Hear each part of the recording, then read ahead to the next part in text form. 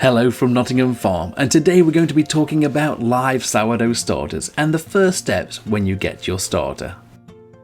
We're going to be talking about two different versions, the live shipped version and the live local collection version. So let's talk about the shipped version. Your live shipped version has been sent to you as it's been live, and so you want to feed it right away because it's been travelling. And to do that, you get a 32-ounce mason jar,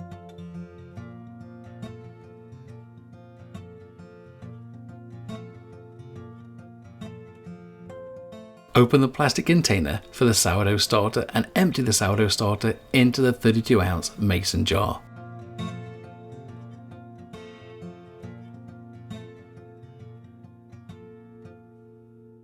We're going to talk about three versions today: the Welsh 900, which we just put in the jar, the Black Death Bavarian starter, and the San Francisco 200 starter. But let's start with the Welsh 900-year-old version.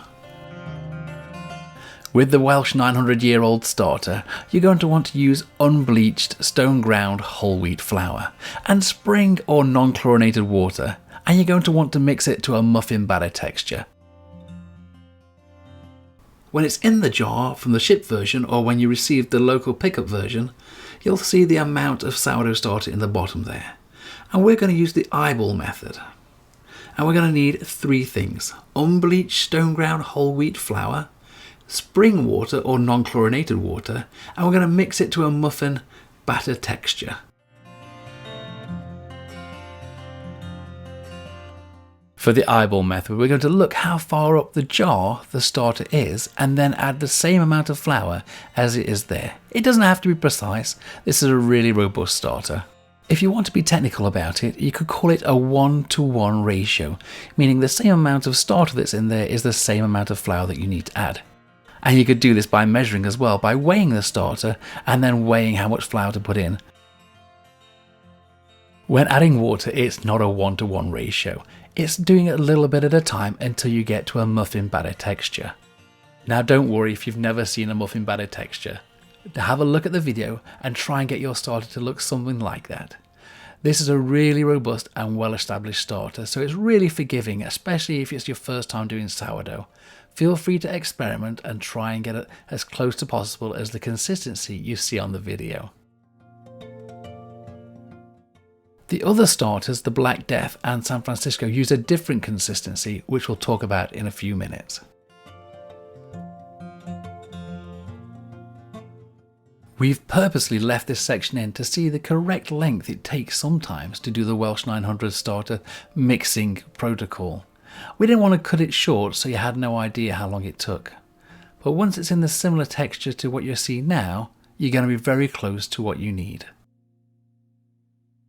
And then, after you've done this, you're going to place it with the lid loosely on or with a cloth lid over the top in a warm area. And we're looking for it to double in size within 24 hours and get all nice and bubbly. As soon as that happens, you're ready to start baking with it. If not, you're going to repeat every 24 hours. Now it's important to remember that it can become active again within 1 day or 5 days, and just keep feeding until you get that nice bubbly texture.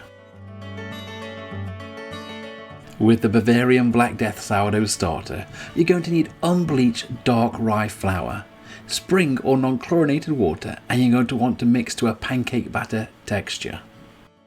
So let's start straight away. If you have the shipped version, you've emptied it into the 32-ounce mason jar already. On the local collection version, it's in one as it is. We're then going to eyeball again the level where the starter comes up to. And then we're going to add dark rye flour to roughly the same amount. Again, a 1-to-1 ratio. And this time we're going to add bits of water until we get it to a pancake batter texture. Just like when you're making pancakes at home. And that's American pancakes for you British people, as I am one.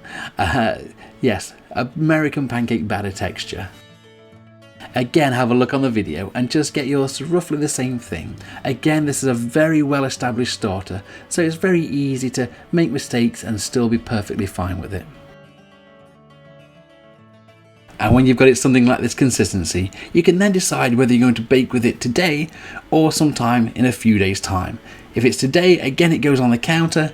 If it's sometime in the future, you can put it in the fridge. For the San Francisco 200 sourdough starter, you're going to need unbleached bread flour, spring or non-chlorinated water, and again mix to a pancake batter texture, an American pancake batter texture. Again, remove the lid and enter your starter into it if the shipped version, or if it's a local pickup version, just eyeball straight away how much starter you feel is in there, and then try and add an equal amount of unbleached bread flour. Once you've got roughly the right amount, we're going to add the water and mix until we get to that American pancake batter texture.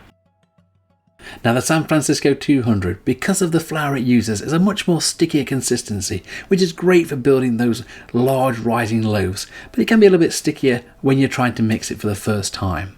And again, once you get to the same sort of textures you see on the screens, you're going to place it with the lid loosely on or with a cloth lid over the top in a warm area. And we're looking for it to double in size within 24 hours and get all nice and bubbly. As soon as that happens, you're ready to start baking with it. If not, you're going to repeat every 24 hours. Now it's important to remember that it can become active again within 1 day or 5 days, and just keep feeding until you get that nice bubbly texture. And once you get that nice rise and bubbly texture every day, then you're ready to start baking, which is our next video.